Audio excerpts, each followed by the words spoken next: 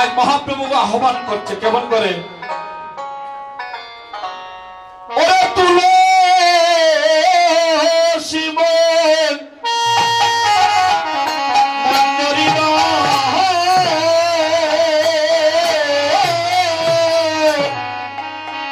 ওরে তারে সহ তার সহ গঙ্গার যাও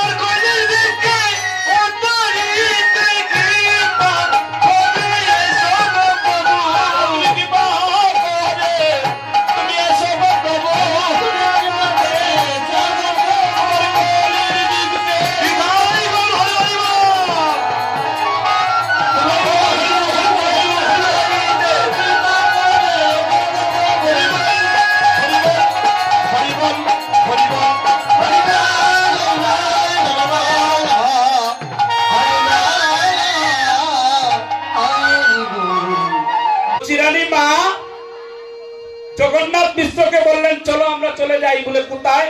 বলে শ্রীহট্টের টাকা দক্ষিণে, ওইখানে আমাদের পিতামাতা আছে। জগন্নাথ মিশ্রের পিতার নাম হচ্ছে উপেন্দ্র মিশ্র আর মায়ের নাম হচ্ছে সুভা দেবী। তারা সবাই ঢাকা দক্ষিণে বসতি। এবার কি করলেন, মহাপ্রভুর পিতামাতা আসলেন শ্রীহট্টের সিলেট জেলার অন্তর্গত গোলাপগঞ্জ থানার ঢাকা দক্ষিণ গ্রামে। হরে কৃষ্ণ, কথা বলা শুরু হয়ে গেছে গো মা। হরিবল। আমরা তত্ত্ব দিয়ে একটি উপলব্ধি করি, তারপর আমরা কীর্তন করব। হরির নাম আমাকে দেওয়া হয়েছে নামযজ্ঞ লীলার মধ্যে। এই বিষয়ে আমি চাইলে বাউল কীর্তন 4, 5টা, 5টা, 10টা করে আমি চলে যেতে পারি সময় পাস করে, কিন্তু না, আমরা শ্রীহট্টের মানুষ, আমাদের সেই তত্ত্বাদি জানানো কিন্তু দরকার আছে। হরে কৃষ্ণ, হরে কৃষ্ণ। এবার জগন্নাথ মিশ্র সচিরানী চলে আসলেন ঢাকা দক্ষিণে। মহাপ্রভু আসার সময় হয়েছে।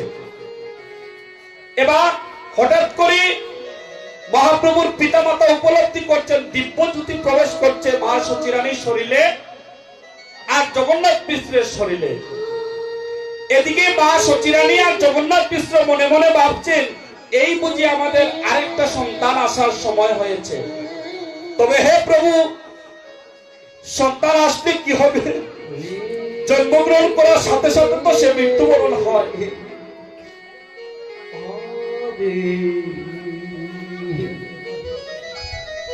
বর্তমান এবার মহাপ্রভু আসছেন।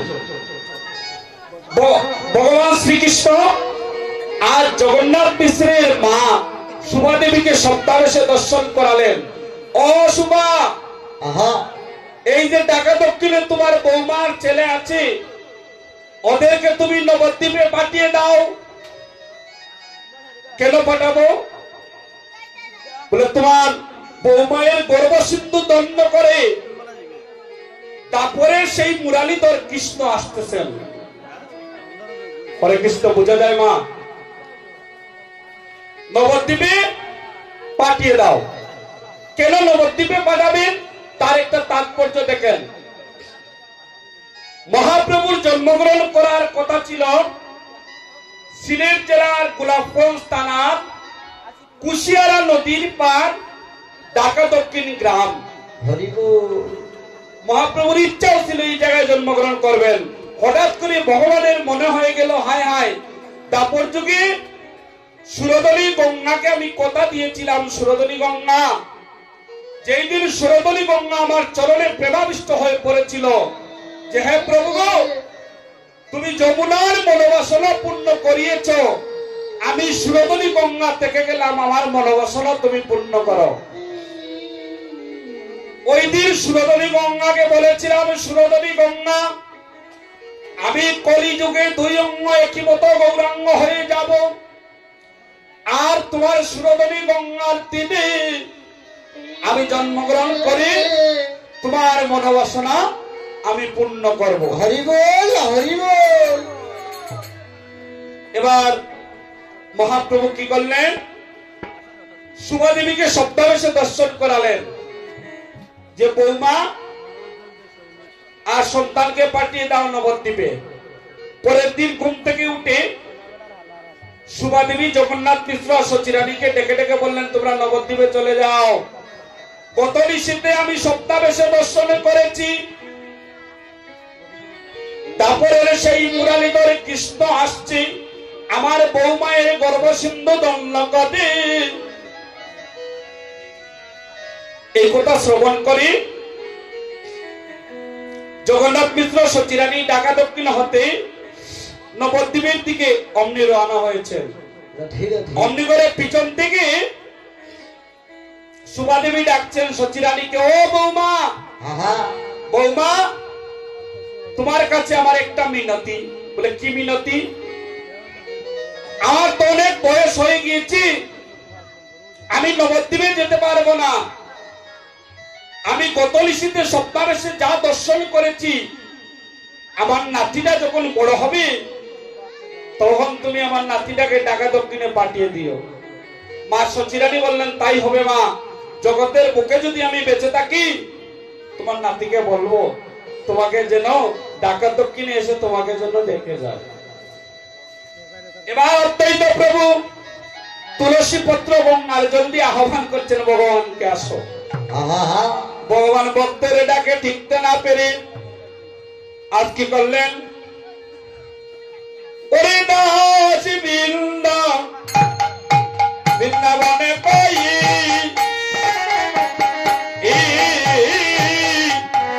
ওরে হরি কৃষ্ণ সমনের বই।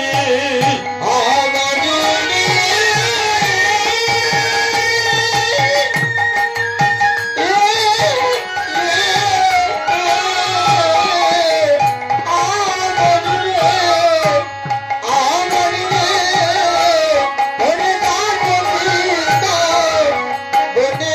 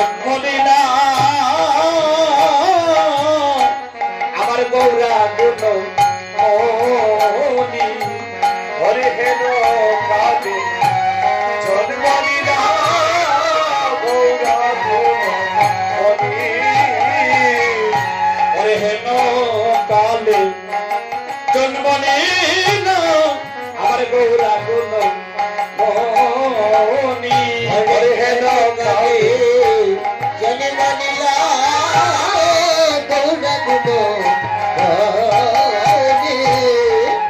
ওরে দন্ত দন্ত কলিদন্ত ওরে কলিতে আমার শ্রী চৈতন্য ওরে দন্ত দন্ত কলিদন্ত ওরে কলিতে আমার শ্রী চৈতন্য ওরে পূর্ণ ব্রহ্ম উদয় উদয় না দিয়া পূর্ণ ব্রহ্ম উদয় না দিয়া ওরে পূর্ণ ব্রহ্ম উদয় উদয় না দিয়া ওরে পূর্ণ ব্রহ্ম উদয় না দিয়া সাধন ভোজ লাগলো না রে